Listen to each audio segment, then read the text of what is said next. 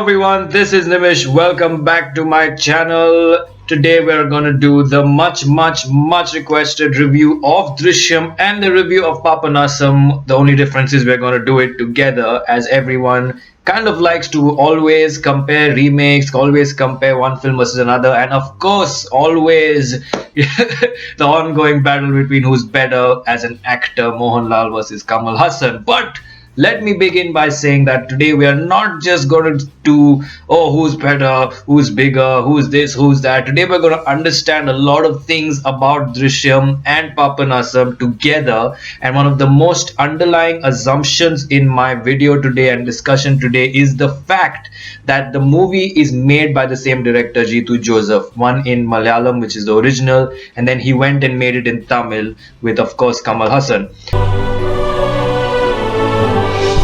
The reason I have not included any other version like the Hindi Ajay Devgan, the Kannada Drishyam, or the Telugu version is because those are not directed by Jeetu Joseph. I delayed this video for a long time because I thought I'll compare all 5 versions together. But then I realized that if one director has made these 2 movies, it's only fair and it's very strong a discussion to then perfectly compare it rather than just comparing remakes. So for me, the Tamil movie Papanasam is not a remake. For me, it's just a Tamil version of a director's own film.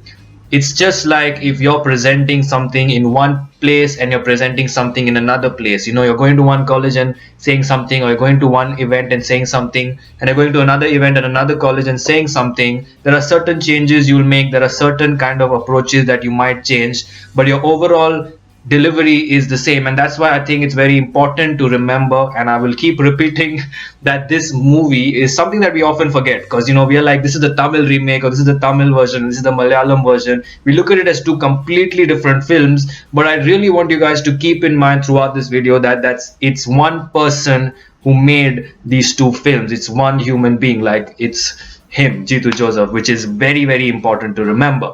Before we get started with the reviews of Drishyam and Papanasam, comparing the 2 and discussing everything under the sun about this movie, I feel the need to introduce myself again, because I feel many more new people might watch this video who are not aware of my channel. First of all, thank you for giving me 5,000 subscribers. So all you subscribers who are here and watching, thank you guys so much for all the support, and I hope you guys are enjoying my channel even today.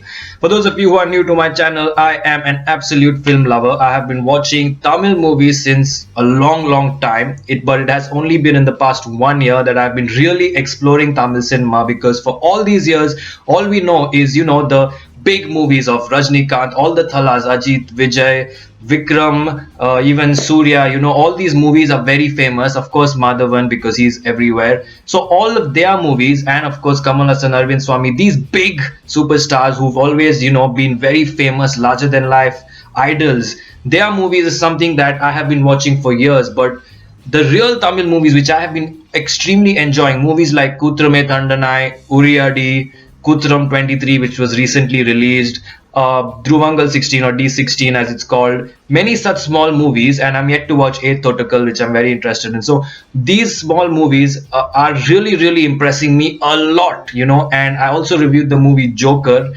which I think was fantastic. I gave it 5 stars, and I did that before it got any awards, and then it went on to get the National Award. It also got the Filmfare Award most recently.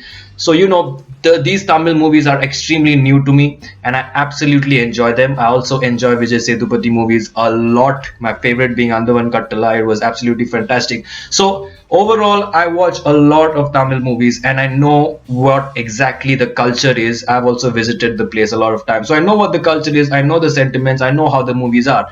On the other hand, everyone kind of knows that I watch a lot of Malayalam movies also in this past 1 year, and I absolutely enjoy them. It takes a little while to understand the culture and sentiments, which is an important part of today's discussion. And so I have watched quite a few movies. There's this extremely large playlist on my channel of Malayalam movies and their reviews and reactions. So I am well aware of both industries. Secondly, I have watched Papanasam and Drishyam twice each, once alone and once with my family to show them the movie. And so I have watched both these movies very carefully. A third very important thing to know is that it's not that I watched one movie before another and so that movie is more important or something like that, because for me I watched the Hindi version first. I was not aware of these versions back then. I have been watching more South Indian movies for the past 1 year, so I only watched the Hindi version first, which is probably the biggest mistake I've made. But I think that for today's video, that comes in very handy, because for me, both Drishyam and Papanasam, I approached them knowing exactly what the movie is about. It wasn't that the surprise elements were newer in one version versus the other. And I think that's a great advantage that I have, that I approached it in that way, and that is going to help this video today absolutely. Let me begin with Drishyam, and the first thing I want to say is that Drishyam is completely catered to the Malayalam audience, the Malayalam kind of cinema, the Malayalam culture. Malayalam audiences, they like simple stories, they like simple relationship movies, conversations, simple family life being shown. I think that it is the only industry that can actually make and watch movies which have probably only a conversation going in a small village for the whole movie, and they might make that movie a very big hit. And no other industry has the capability or ability to do that, because it is so much embedded in the Malayalam culture to enjoy simple stories, village stories, to enjoy natural performances which doesn't seem like acting. It seems like you're just watching something daily life, very day to day, the conversations, the relationships. And as such, Drishyam, the first half of the movie, for the most part, was only a pure kind of family establishment of relationships and characters. It wasn't very complicated, it wasn't fast paced, it was extremely slow paced even for me. And I have watched quite a few Jeetu Joseph films like Detective, Memories, and I feel that he, in the Malayalam films that he makes, he very much puts in a lot of time in the first half to establish the character and reinforce again and again and again what exactly is going on with the characters, how their relationships are, so that he justifies the second half of the movie very perfectly. Now, this is a very important difference between Drishyam and Papanasam. What happens in Papanasam is it's much more fast paced. It gets to the point much more quicker. It doesn't waste as much time in establishing the characters, in the relationships, and this is directly related to the culture of both places. People in the Tamil films, viewers, the audiences of Tamil films, they don't need to again and again see, for example, if someone is drunk, they don't need to be shown that this guy is drinking for 40 minutes or 20 minutes. In one scene they'll understand that this guy drinks, he's a drunk, move on with the story, we want to know what happens next. But in the Malayalam films, they don't mind seeing that, the fact that this guy is drunk, and they don't mind being given that explanation and justification by for 20 long minutes that this guy's drunk, he drinks every day, he does XYZ. So in Drishyam, we've been shown a lot that he goes to the shop, he does this, he's a cable operator, he likes movies, his relationship with his wife, his daughters, his relatives, how he's a simple man, how he's kind of less emotional and more straightforward in his approach. All that is repeatedly shown to us, to the point at 1 hour when the accident happens and when things change. By accident, I mean incident which accidentally happens. So till that incident happens where the mother and daughter are in a corner and then they react and he comes to know, that's where the interval happens. It happens much earlier. It's not midway, it's like 1 hour in. It happens much earlier than it happens in Papanasam. In Papanasam, the approach is to have the interval block midway. It doesn't matter where the story is, or doesn't matter fast paced, slow paced, or what angle or point the plot is at, they just kept it midway.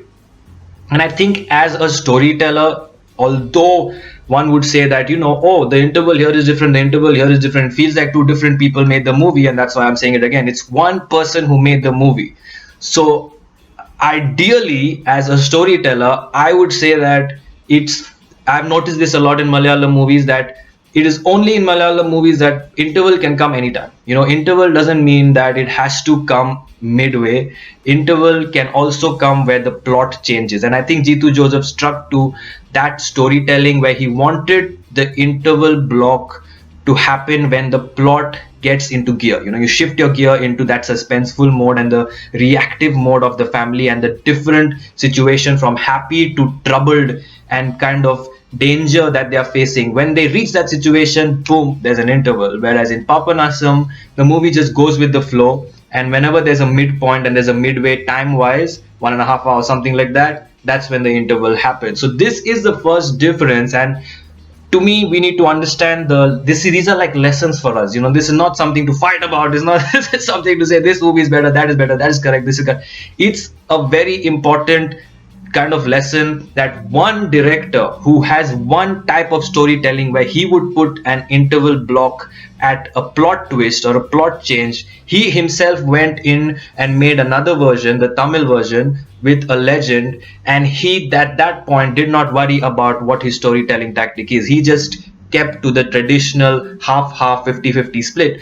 And I think that this is the first major understanding that how there can't possibly be a debate about what is better, what is not, especially knowing the fact that one guy made these two movies. So that's one thing to keep in mind going forward. Now let's move on to the supporting cast of the movie. There is the two inspectors, the inspector, of course, in each movie, very strong role, very important role. It's the role that kind of makes us appreciate and support the hero of the film, either Mohanlal or Kamal Haasan. So that antagonist role is very important. It has been played by Kalabavan Shajon in Malayalam and Kalabavan Mani in Tamil, which brings me to my question, whether Kalabavan, is it a major coincidence that they have the same name, or is Kalabavan a kind of a title or something like that that can be very common, or are they both Malayalis or both from the same region? It's too much of a coincidence that both the inspectors' real names are Kalabavan in it. So anyway,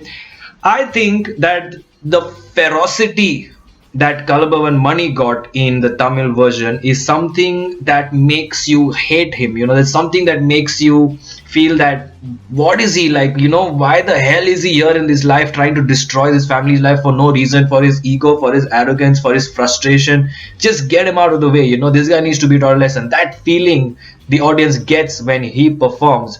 Whereas there's a much more, again, very natural approach in Kalabavan Shajon's character, wherein he doesn't come across as annoying, irritating, and stuff like that, which I feel helps the movie and puts more pressure on the situation.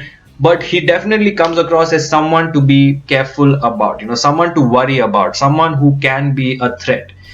I'm not picking between the two, but I'm just saying again that Jeetu Joseph himself made the movie. If two different people made the movie using two different approaches, I would understand. But imagine the kind of amazing kind of paradox here that the same guy made the movie and the same character, he used a subtle approach, he used a fierce approach when it comes to Tamil. So there's no point for any audience to say that this guy can't act or that guy acts better or the other way around, because look, the director is the same. He said okay to all the takes. He told the actors to perform the way they did. He told them to bring that ferocity or simplicity to the table.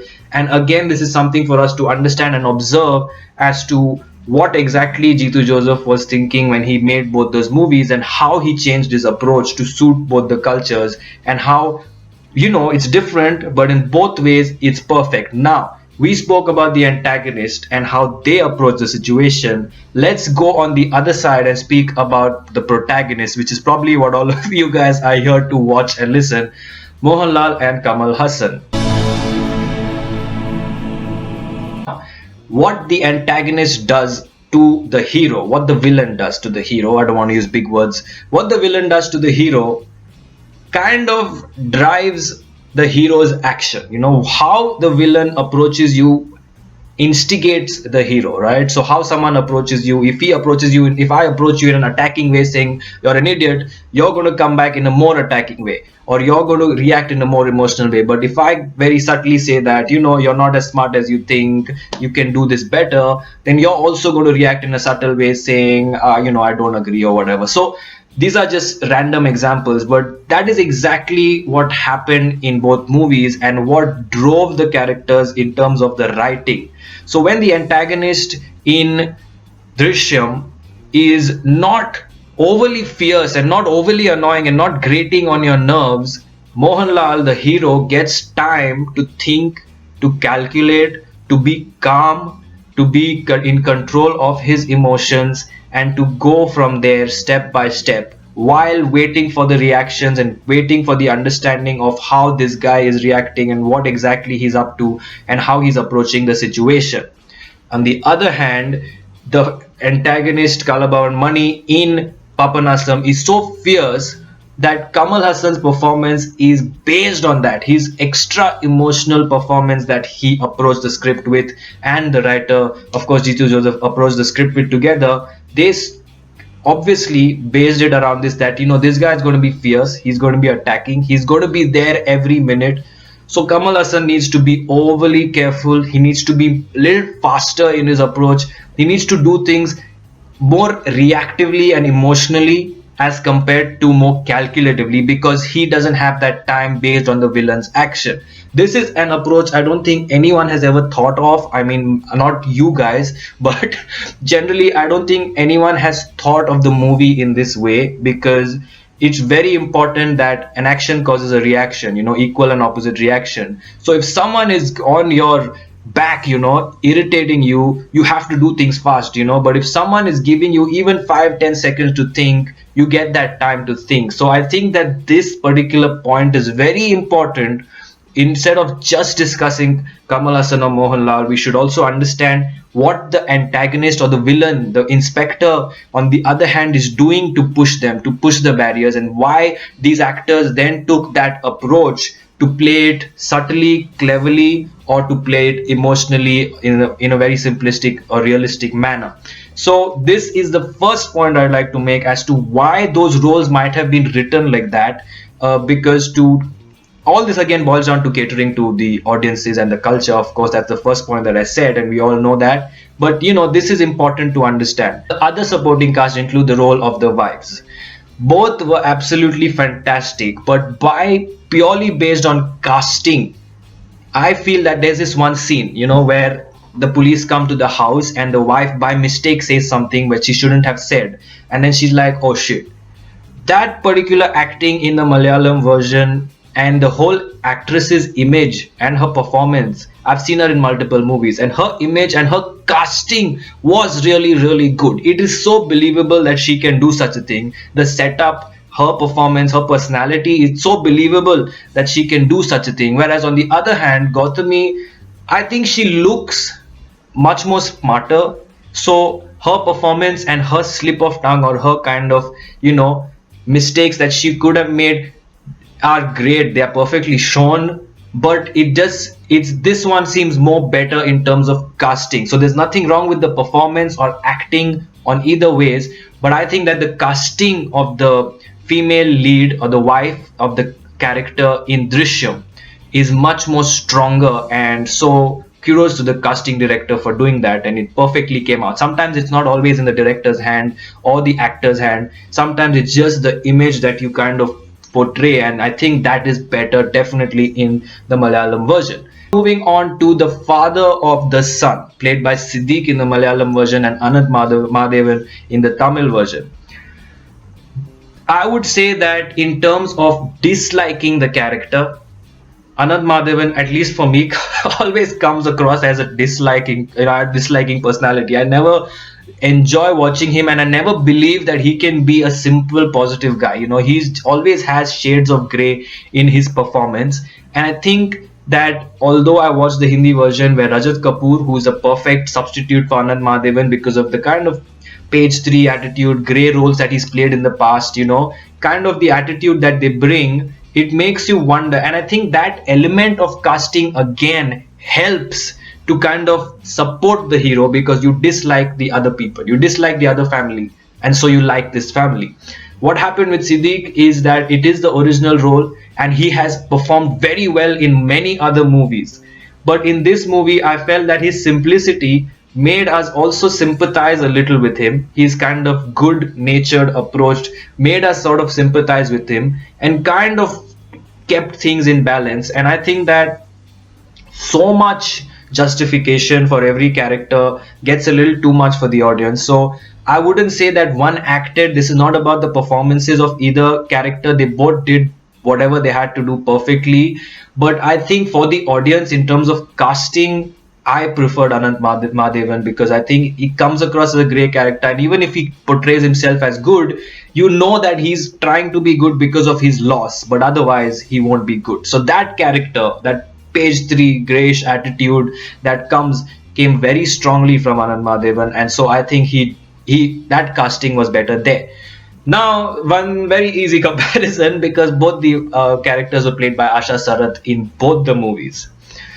She is fantastic. She recently won the Filmfare Awards for Anurag Karikin Velam as supporting actress. She was absolutely fantastic in that. And after watching that movie, when I watched her in such a role, such a dominating machismo role, it was so fantastic. And she is brilliant in both movies. I'm sure that because she herself did the role again, she got chances to maybe improvise and do some things differently in the Papanasam as compared to Drishyam where she was first, but she did the job perfectly in both movies.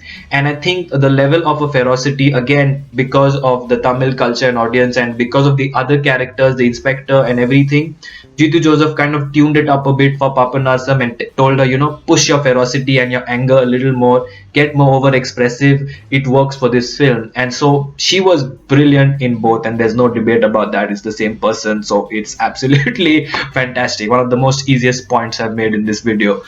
Moving on to now finally the two main characters. Okay, this is George Kutti and played by Mohanlal, and in Papanasam we have the legend Kamal Haasan.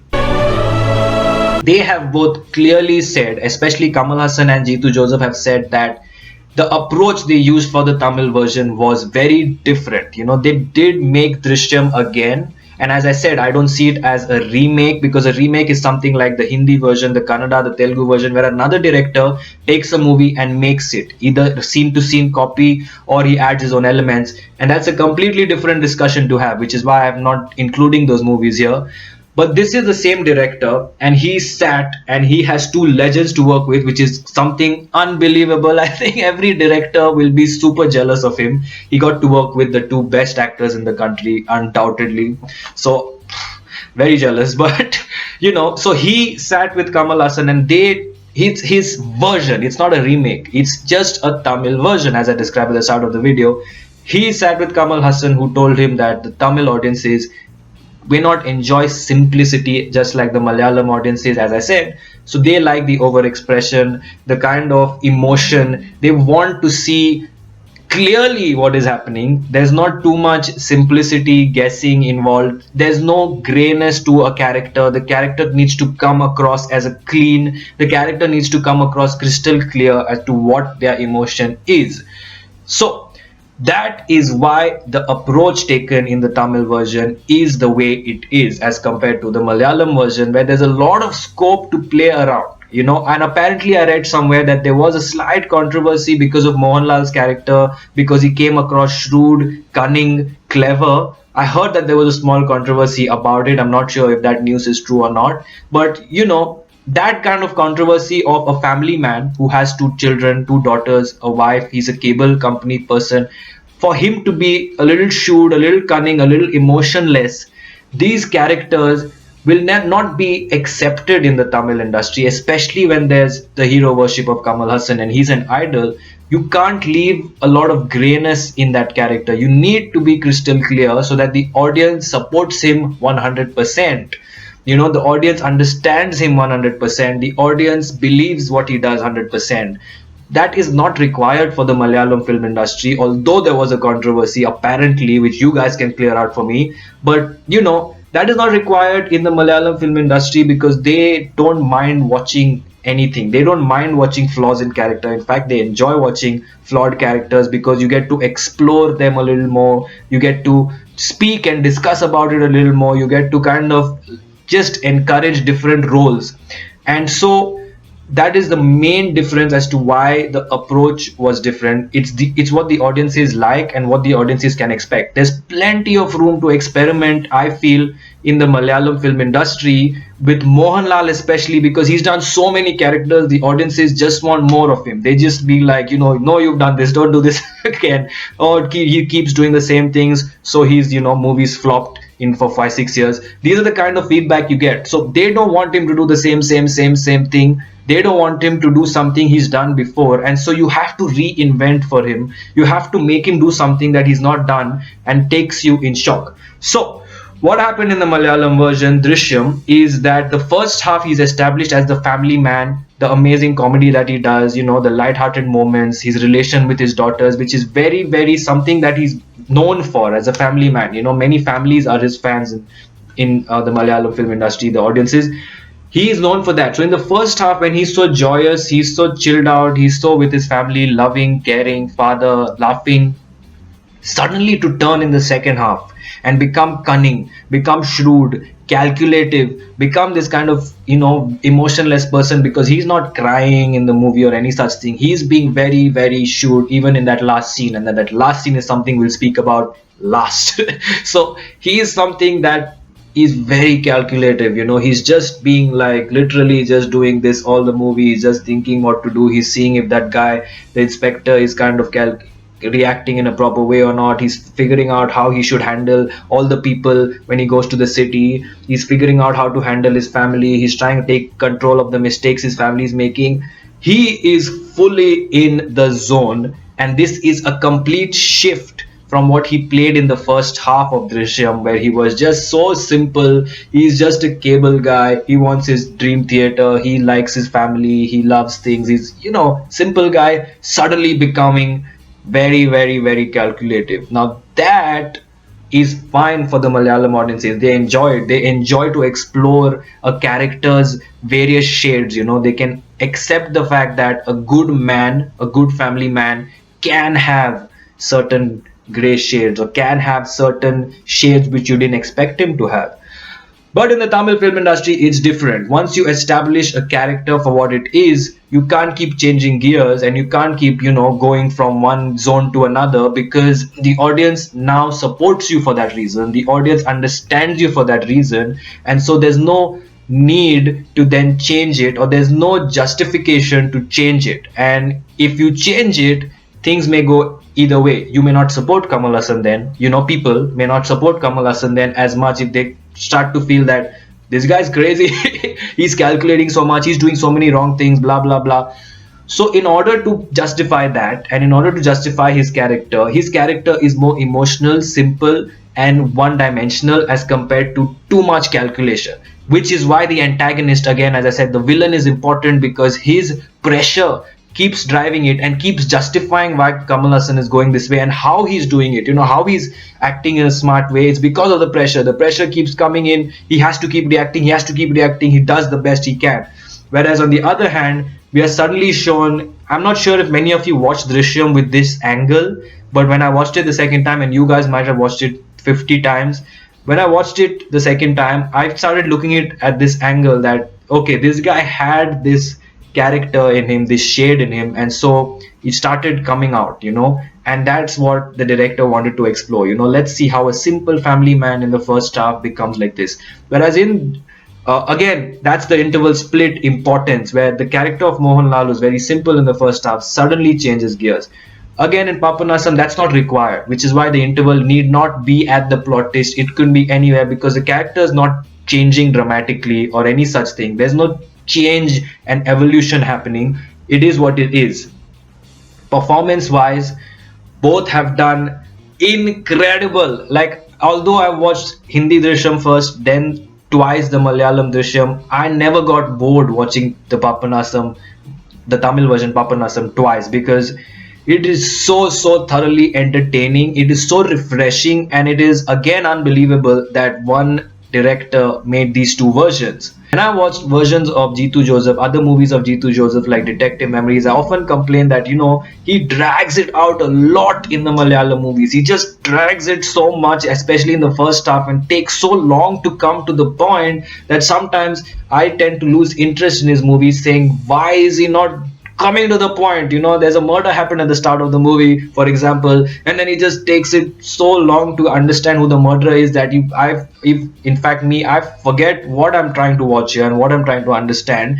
And so he is a very catered to Kerala director, so the Kerala audiences love his work, and that is a huge surprise and admiration from my side how he made Papanasam so entertaining, so gripping, with amazing performances and perfectly changed things to suit the Tamil culture. It is incredible how he did it, and I think we need to appreciate that more than anything else. The actors and everything come in much later, but this is one man's vision, especially after Bahubali's success. I think we should appreciate that the director, like Rajamouli's name is everywhere, the director Jitu Joseph needs to be appreciated more, and that point needs to be focused more than understanding about whose acting is better, because we are talking about two of the best actors in this country. There's really can't be one better than the other. They have two different cultures they are catering to, they have two different approaches to their performances, and they are very well accomplished and very well appreciated. I know for a fact that the Malayalam audience appreciates Kamal Hassan a lot. For those of you who have not watched my Randamulam video, many people say it's not even Randamulam, but now because ZH everywhere turns out to be L, I'm just saying Randamulam. It might be Randamuyam, it might be Randamuzam.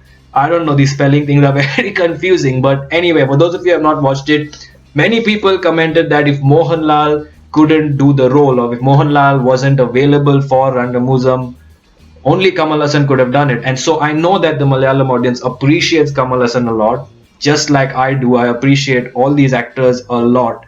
So I'm not sure what the Tamil people think of Mohanlal, but either or. What I'm trying to say is that this is a director's movie, and it's best we first keep that in mind, that one person made both the movies. Now, moving on to again continuing the discussion about the approach to the climax. This is something that most Malayalis don't agree with, the approach taken in Papanasam, because they feel that the whole point of the movie is to hide the crime. The whole purpose of the movie and everything that George Gutti does is to hide the crime, so then you cannot go and tell the family or tell the police inspector, the parents, that you did the crime. You cannot show any sign of it, which is why Mohanlal is absolutely serious, absolutely controlling himself and just hinting at it. He is not saying anything, he is not denying it, neither is he accepting it. He puts in a beautiful speech about, how if a stranger comes into your life, does something wrong, your family is at stake, things happen, you have to do what you got to do. But he never ever hints ever that he did something wrong. He never hints that he didn't do anything. He never says that he did anything. He just explains them that there is such a situation, and he indirectly tells them that, maybe your son is never going to come back. But he's not saying, oh, your son is dead and don't expect his calls to come. Those calls are not his, or all that. He's not saying any of that. He's just being extremely indirect when it comes to it, and many people appreciate that version, that climax, because it is important for most of you guys that the purpose of the film remains till the end. The purpose of hiding the crime stays hidden. You can't do all this and then just be like this.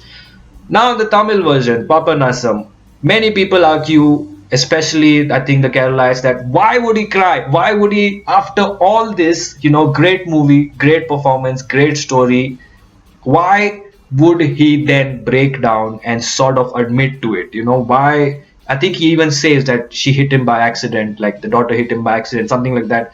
Why would he do that? And how does that justify everything? I feel, first of all, this is not two directors, this is one director. So, first of all, pause and think, stop and think. The director must have obviously thought about why he's making Kamal Hassan do this, when the director knows that it's the other way. The director has made a movie that is successful and is justified. Why then did the director choose to let Kamal Hassan confess the crime and be emotional and cry? Kamal Hassan is not at the stage of his career where he needs to prove his acting skills. So that argument is out of the window, because Kamal Hassan is towards the end of his career where he's overly accepted by the world as a great actor. So for all those who are saying Kamal Hassan just wanted to show he can act, Kamal Hassan has no reason to show that he can act.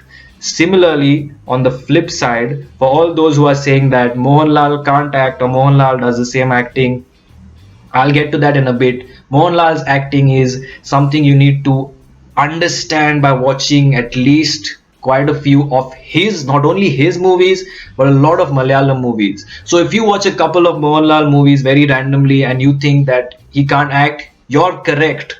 It is the first impression that you get of Mohanlal, that what it's so natural, it just feels like he's not acting, it's just so natural. It's, you need to act more, it feels like that. I absolutely agree with you, but you need to watch at least 50 Malayalam movies, a lot of Mohanlal movies, and with every movie you understand that how his performance is justified. So for those of you arguing that Mohanlal didn't act at all is again an unfair argument, because the point of his character, as I said, was to not reveal anything. The point of his character was to throw in some gray areas, some gray shades there. In fact, apparently the director Jitu Joseph's wife came on set and complained, like many of you complain about Mohanlal's acting, that he is being so lazy. Why is he acting in such a lazy way? I don't think he's doing justice to the script. But then when the whole product came out and the final movie came out, she said to Jitu Joseph that this man is magical. I can't imagine what I saw live on set turned into this on screen. So these guys have these guys have proved more long ago, before half of us were even born, that they are outstandingly incredible legends. They are the best actors in this country. So anyone who's saying anything against their acting or trying to say that they want to prove they can act, it's not fair at all. They have proved long ago what they can do. They are not in that stage of their career. They are really just doing their best. So let's throw that argument out the window. It was definitely Kamal Haasan did not cry because he wanted to show he can act, or he just wanted to cry. That's not true. In fact, Nasiruddin Shah also said, he said that the easiest thing for an actor to do is to cry. Word act in the dictionary. To do something that somebody else To do. They say to play different characters, to do other, to perform, to speak dialogue. No, it means to do. To perform means the same thing. To do. So it's more important for you as an actor to figure out what is this character doing at this time. Because no character ever appears on stage or in a film for no reason at all. He appears for a reason. He appears with an intention. It's important to figure out that the emotion will follow, not the other way around. But actors are dying to emote, you see. They feel there's nothing more to acting but laughing and crying. Crying. If you can cry, you are a great actor. And the better you cry, the more better you are. In our country particularly, crying is mistaken for good acting. And believe me, crying is the easiest thing that an actor is ever called upon to do. And so it's, you don't cry and impress an audience. So that's the kind of thing how actors think, how legends like Nasir Saab and all, they think that crying is so easy. You don't need to cry and prove that you can act. Acting always comes from other stuff, the approach to the character and the overall delivery. In fact, in Papanasam, I'll get back to the climax in just a second, giving you guys as much information. In Papanasam, including myself, what I appreciate in an actor is when he performs in the most simplest scene. In Papanasam, at the start, when he comes and sits at the cafe, Kamal Haasan, there's a scene where the cafe guy or someone is telling him that there's a new road project or something, and he's just sitting and he's like, oh, that road, yeah, I know about that road. And he just does that. He just that road, yeah, I know about that road. And I was like, wow, that is some incredible performance right there in that scene. Now, I find such scenes super duper impressive, not just where he cries. Secondly, I want to add that the way Kamal Haasan cries, no one in India can cry. No one means no one.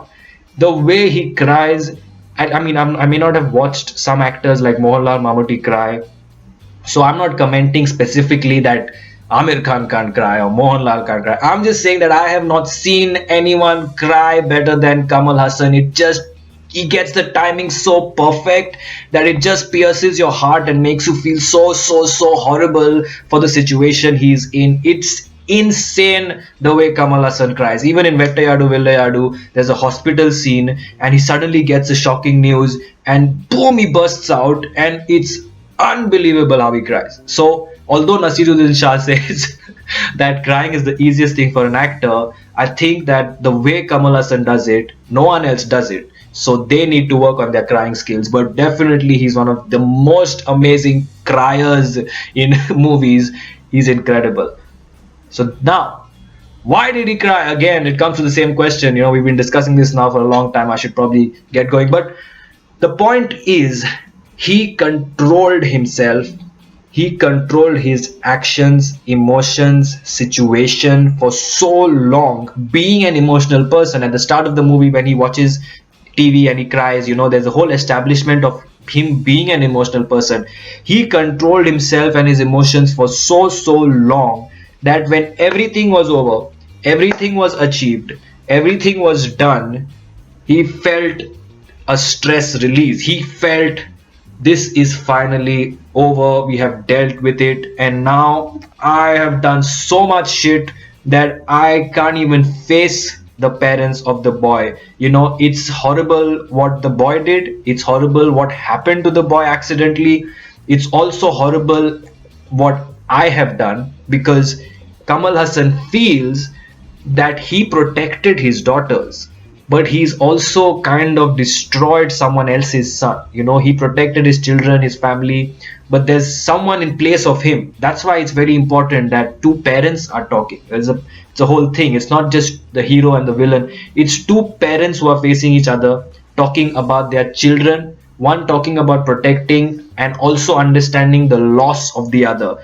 And that's why he completely breaks down. He understands what his family has taken away from the other parents. He understands the wrong, so called, not wrong, he understands that what he did was not perfectly the correct thing to do, but he has helpless. That's all he could do. There was no other way. There was no way as a parent he was going to allow his family to kind of get completely destroyed. And his control over the entire film, over his own self and his own emotion and his own self, completely at that point is done. He's done. The whole thing is done. The movie is over. The situations are over, and he's completely now facing those parents.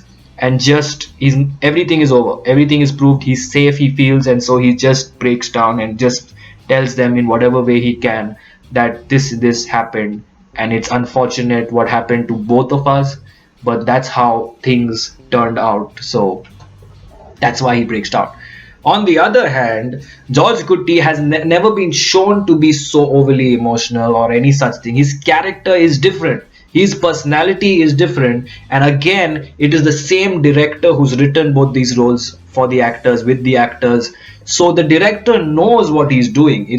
You can't say that one climax is wrong because it's the same director, which is why I'm stressing on it. If it was two different directors, yes, there would be a room for debate here that one is wrong, one is, but it's the same director.